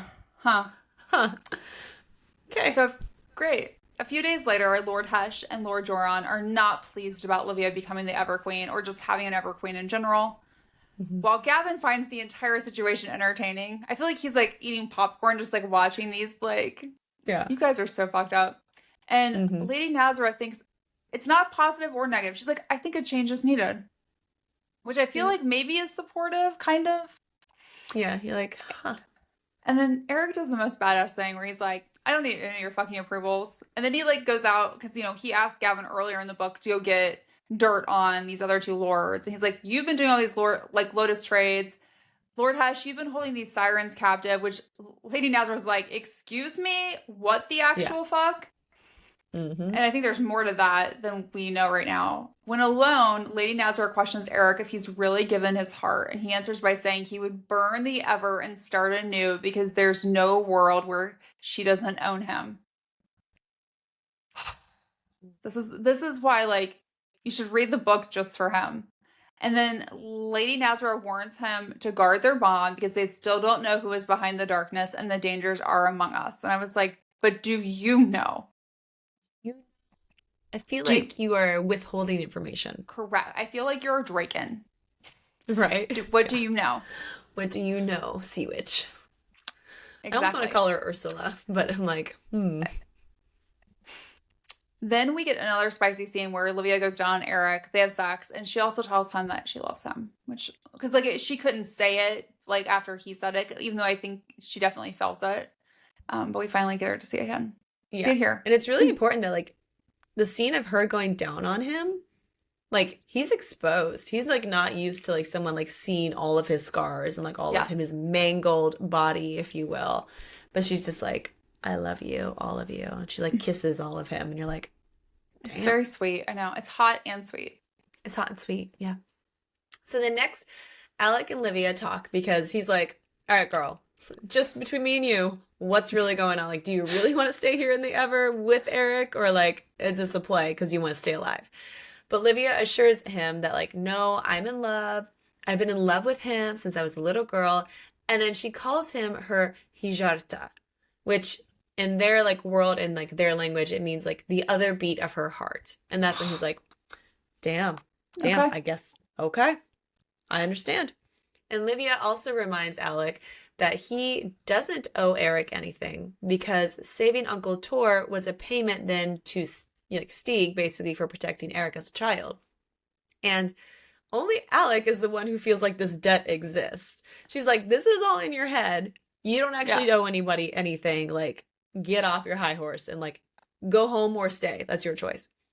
But that's when Alex shares that like what he wanted to do was to capture Erik so that the truth about what happened with Uncle Tor could come out and that eventually like there could be peace. He's like, I've been trying to get this to happen, but then you got kidnapped and that kind of deranged everything. So like now we're here. Oops. Yeah. Then Larson comes to get Livia because a darkening has spread aggressively through the Black Isles and the king is on the way to meet them there. And I'm like, oh god, that sounds bad. Yeah, wow, not good. Interesting. The Black Isles are near the hidden coves of Lady Narza. A potential breadcrumb for who else might be involved. More to come on that quickly in theories. Livia leaves a note for Alec and Celine and then goes with Larson to the docks. And she questions why Larson isn't with Erik. And he's like, oh, well, it's because the king only keeps his trusted few near the queen. Because we did see after the attack, only the Ever crew, which is bloodbound, was guarding her. Yeah. And then she's like, oh, the docks are oddly empty today. And I was like, red alert! Red alert! Red alert! Red flags! Red flags! Something bad is happening. Then Tay comes running down the docks, questioning where they're going because Celine was able to somehow reach out to the king about the missive, which I'm like, how can you talk to him? Right? Yeah. Which we never find out. But he didn't know anything about it. And then fucking Larson stabs Tate. The two other men lunge at Livia. And I'm like, what? What? Yeah. They capture her, gag her mouth, not in a sexy way at all. Then the big bomb is dropped. Larson started the darkening, which was apparently an unfortunate experiment that got a bit out of hand. You do say. A bit out of hand. What? What? It's an experiment. Oh, and Larson happens to be Erik's brother and refers to himself as the true king. And I was like, you've been here the entire fucking time? How? And why now? Why didn't you do this before? Like, I just have Erik's whole thing. So he's many like, questions. if there even was. Yeah, he's like, if there was another heir, like, they would have challenged me by now. Like, what? Why now? Which, again, yeah, right? So, as expected, Erik loses his fucking shit when he finds out that not only Livia was taken, but also, like, when he sees his, cousin Tate injured. He's like, what the fuck? And so Erik then questions how in the world Larson got around the blood bond of the Ever crew. He's like, how did this even happen? Same questions were all happening, right? And we learned that there are spells to break such things, potentially using a sea witch. And I'm just like, I know a sea witch I don't trust. And it's that bitch. I don't know if I trust any of the sea witches. Any sea witches, no. But I know one that I already don't like, so immediately she's on my shit list, right? So then Tate also shares that Larson believes the crown is his. And Sewell then mentions how there were whispers of two eels, or two sons, because we know that Sewell refers eels as in, like, Erik, like 2 eels, 2 sons. You're like, oh shit, what? I'm like, Sewell, what do you know? What are you trying to tell us, buddy? And Sewell says that he saw Thorvald with another child and a fox, aka an earth fae person, because he calls Livia fox. And this could explain Larsen's ability to perhaps avoid a blood bond, because the blood of the king, or, you know, the lord, doesn't necessarily need to bond to his own ship. So he got around it, meaning the Evership might also bow to Larsen. And you're like, uh-oh. Not great. Uh-oh. That's not good. That's... So Celine points out that to be the heir of the Ever, a chosen mate must bear the child. So this should mean that Larsen can't wear the crown. But again, Tate adds, like, Larsen can't have the same power because Erik and Livia had restored a united throne now. And, like, their heart bond is... Isn't that an interesting word? Yes, restored. Like, restored. We've been told there's never been Ever Queen, but I wonder if that's really true. Yeah, right? It's like maybe there has been in the past, but it's been so long ago. Yep. I don't know. But, like, their heart bond is unmatched. So, like, ideally, like, they shouldn't have to worry about Larsen at all because, like, they're way more powerful. But also I'm like, but she's been kidnapped, so we do have a problem here. Yeah. So they're kind of like, unless Larsen has a woman at his side and, like, has his own heart bond going on, like, you know, I don't know. Maybe it's that same sea witch who caused the darkening. Whatever sea witch helped him with this other shit. Like, again, mine is twisting, twirling, being like, who could this be? So Erik is now freaking out because now he's like, oh shit, I can't feel Livia. Like, I can't feel our connection. I don't. And then we get a few more little bombs. Boom, it is revealed finally that Sewell is Gavin and Celine's dad. We're like, what? What? Again, I was like, I'm sorry, what? Like, I thought Celine and Sewell worked together. I know. That's why, like, when you were talking earlier about how, you know, Livia makes the comment to Celine about Tate and her being lovers, and Celine wanted to vomit in her mouth. I was like, I wonder what Celine would think if you told her you thought her and Sewell were lovers. Oh, I don't think her and I would be friends for that reason. She'd kill me. She'd be like, ew, stop. So, yeah, no, that's their daddy. And not in a daddy way, but in a dad-father figure way. And apparently, Erik had killed Harold because he was a horrible person and, like, used to beat little baby Tate and, like, not good. So it's very interesting that Erik kills his uncle. It's kind of like a Hamlet thing there. And you're like, huh. So, especially since Tate knew about it. Tate knew he was going to kill his uncle. And Tate didn't care. Tate's like, I'm glad you did it. He was abusive to everyone. And he killed so many other people. He deserved to die. He did. He totally did. So now this leads to Erik and the Evership crossing the chasm because they're just like, well, we need to save Livia, but we're going to need some backup. And who better to back us up than Livia's family? So we're like, this is going to go over well, I'm sure.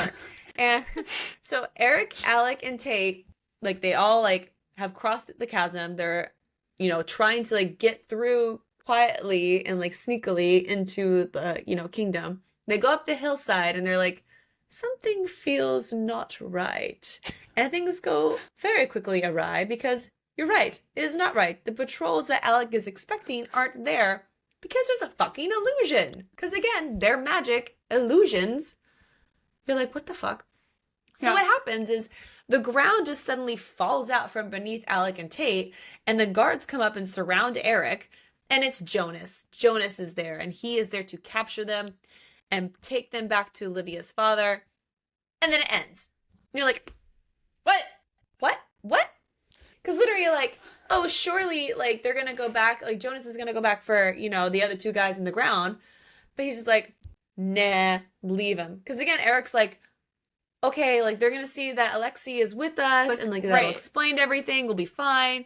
But no, he doesn't even do that. And then Eric's like, fuck. Like, this is not good. I know. And he's, like, getting dragged along, and you're like, oh, that's not good. Well, because I think that he's, like, Jonas was like, I'll take Erik, and then he's going to have, like, the other people get them out of, like, this pit. And I'm like, yeah. Could we just look in the pit, Jonas? Yeah, right? Just look. But, like, even as Alec and, like, Tate are, like, screaming, it sounds, like, muffled. So it's like, oh, shit, this magic is not working in your favor. This is very bad. Not right. And we've also Oh, learned that like Jonas is like literally like brooding over the loss of his cousin. Like he is like he used to be the happy-go-lucky guy, and now he's like out for revenge and like sees like red everywhere. Like he is he's so pissed, and we're like, he's oh, I know. I was like, he's in his vigilante shit era. Like he yeah, just, it's gonna be bad. but it was But then so the book good. ends, and you're like, what the fuck? Give me the You're next like, one. but then you do get one little thing that we actually didn't mention. We get Olivia is looks up and like sees Larson, right? And she's just like, I can't believe you did this to me. And like we get this idea that like she recognizes other people on the boat. Like she sees someone else and she's like, you are all dead when he finds you. And you're just like, who is there? I know. Who is she speaking to? I Let's find immediately out. am like, oh, I know. Yeah, theory time. Ah. Okay. Time to theorize. Did Sewell know that Larson was a traitor or Eric's brother? While it's very hard to discern what Sewell says or what he means when he talks, we do know that Mhm. he's adamant about people not seeing the rune on Livia's arm. He also mentions at the end of the book that he saw Thorwald with another son and a Fey woman. So Hmm. that makes I feel pretty confident that Sewell knew that Larson was Eric's brother this entire time and kept it quiet because until Larson turned on Erik at the end of the book, he was an extremely loyal crew member. He was not disrupted to the throne. It would have probably been more drama to have made that connection had it come out. So I can see Sewell just taking Larson under his wing and letting all of Yeah. that play out. Yeah. Now, when did Livia bond with Erik? So we're led to believe that it occurred when Erik kidnapped her because that would be him winning back his mantle, right?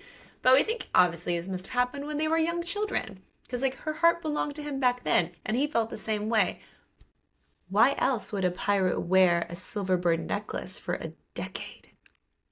Could that have been him winning the mantle? Her giving him the necklace was her giving Like him her her heart. heart, her mantle piece to him. Because she's a songbird. I think so. Is there a traitor in Narza's house? 100% yes. 100% yes. According to Livia, we know the darkness in the Ever was caused by dark magic from some within the kingdom. When Narza learns this information, she claims that she'll search for the traitor within her house without rest. And I was like, well, how about you go look in Fione's direction? I'm pretty sure it's her. Just like, Pretty sure. 100%. but I'm like, that bitch. did this. But does Narza know who it is? Right. Does she? Yeah. Because she's with Fione later in the book when she comes back to ask if he really claimed Livia. Mm-hmm. So does she know? I'm still convinced like Fione is like the dirty She is. whore. And not in a good way. No. Like you're the traitor. Okay, why did the men who attacked Livia want her blood? So we know that they cut her and like put some of her blood in a vial and like then they were told to kill her afterwards. Like, oh, we just need her blood and then we can kill her. So that leads us to theorize that maybe Larson and whatever the sea witch is, whoever is helping him, like Fione, again, I'm like, I don't trust that bitch. Maybe they have some kind of like spell to use with Livia's blood to heal the land. And like what becomes interesting is whether Livia's blood needs to be spilled to truly heal the land or like just her healing powers. Like maybe just like she can heal a small area of the land, but like it takes a lot out of her. So like, I don't know. We're like, how are you expecting to heal everything? Like, have you guys really thought this through? No. I don't think you have. But there has to be a way to combat the darkness, right? And like make it go away. And like they think it's using her blood. I don't think so. Best guess is like Larson planned to have her killed, watch Erik lose his shit, and then bring up that potential claim to the throne while healing the land. So like everybody would support him and like think that like he could really do it and he would win everybody over and like not have to deal with Livia or the Ever King. Yep. You're like, ooh. Is there any special reason why Lord Hush is holding sirens? First of all, he's a horrible man, and that's reason enough to hate him. Just want to point that out there.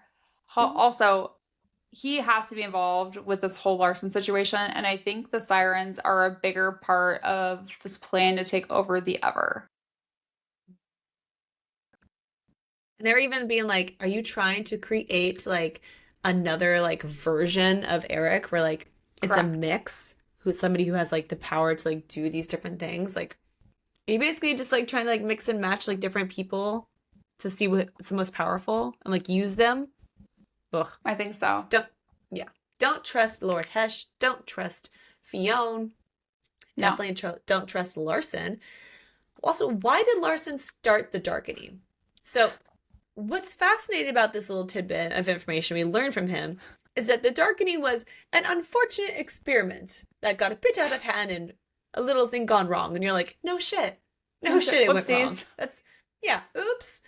So that begs the question, what were you experimenting with, like, turning the land dark in the first place? Like, what was your original goal? Like, what were you trying to do? Like, and why? Like, most likely theories, again, he, like, wanted to, like, align this, like, darkness in the land with Erik's rule, you know, allowing, like, Larson to, like, eventually come back and be the good guy and, like, he gets to be the king.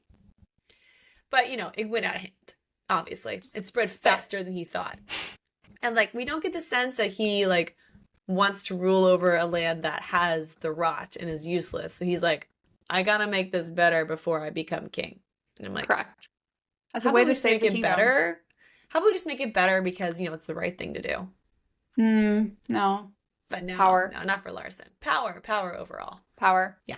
So is Fiona with Larson? 100% yes. You cannot convince us otherwise. When she has a brief conversation with Livia, she mentions how it's inevitable for her to become the mate of the Ever King because the lords will ensure the next heirs from the two most powerful houses. She specifically does not say Erik's name.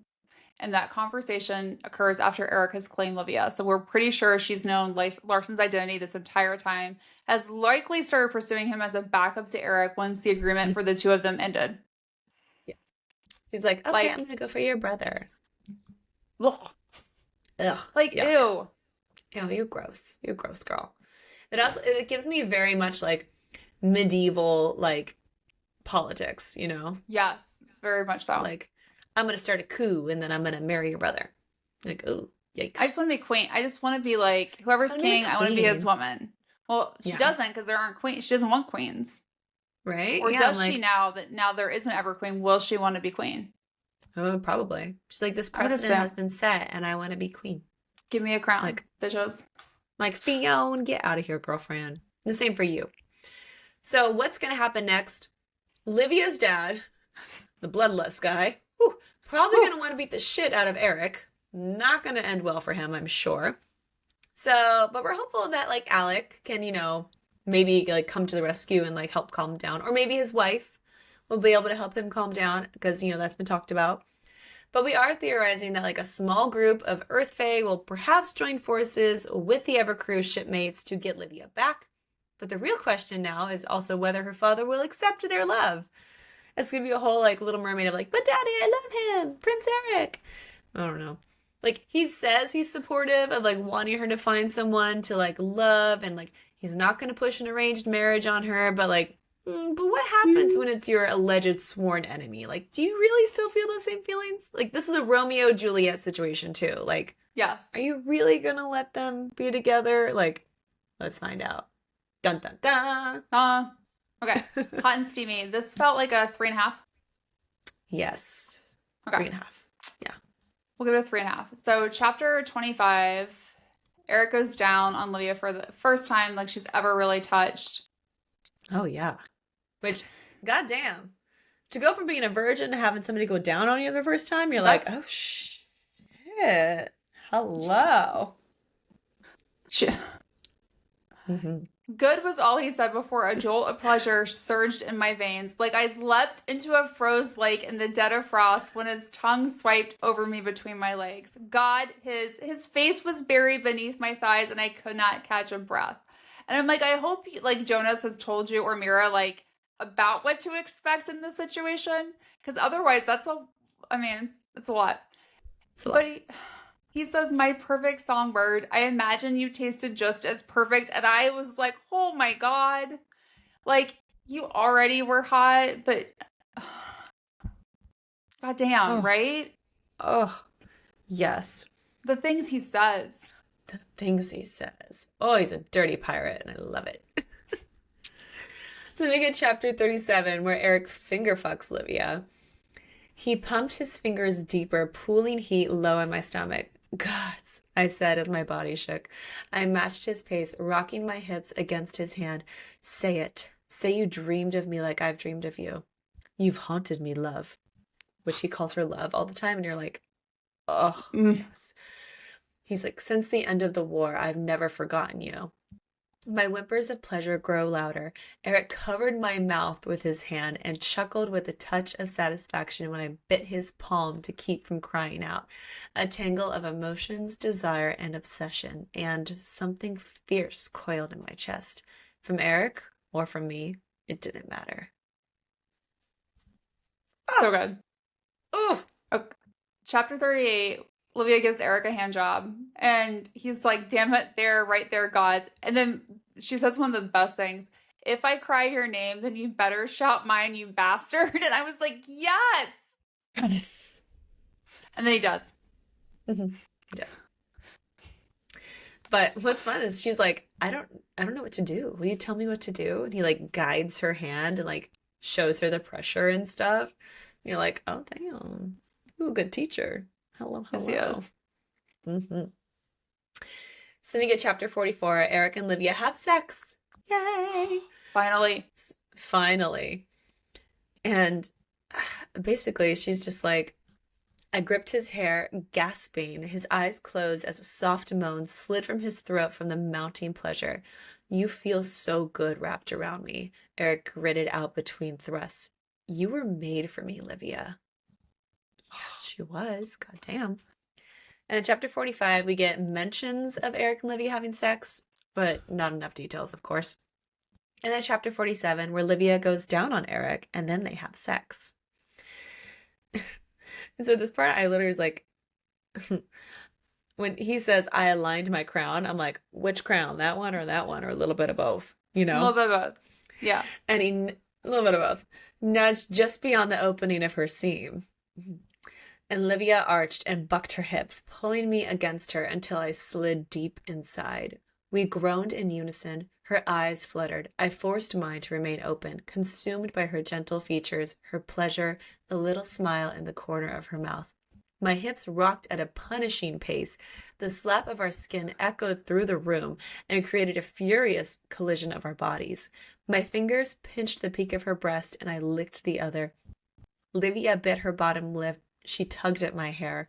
Deep, long thrusts had my pulse like fire in my head, a maddening spin that left me feeling out of control and in control all at once. And then I pulled out. And then, oh man, so good. So good. Oh, so good. Okay, in terms of what's next, if you enjoy this book, we think you'll love, we're assuming the rest of the series because we were dying to dive into it. In fact, it's already queued up. It's ready to go. We're ready to go. In fact, we'll be covering all of the books in the series on the podcast in preparation for the 4th book coming out in October. Yes. Also, if you love a tormented bad boy who is actually a softie underneath, highly recommend checking out A Taste for Lies by Elsie Whitehouse because it gave me very similar vibes. Not a pirate, though. Not a pirate, no. But we like this pirate. It's good. And then join us next week when we dive into the world of contemporary romance and discuss Just for the Cameras by Megan Quinn. Happy reading, everybody. Happy reading. Thanks for listening to Late Night Reads. Don't forget to follow us on Instagram, TikTok, and Facebook at Late Night Reads Podcast. And check out latenightreads.com for even more information about all the books we're reading.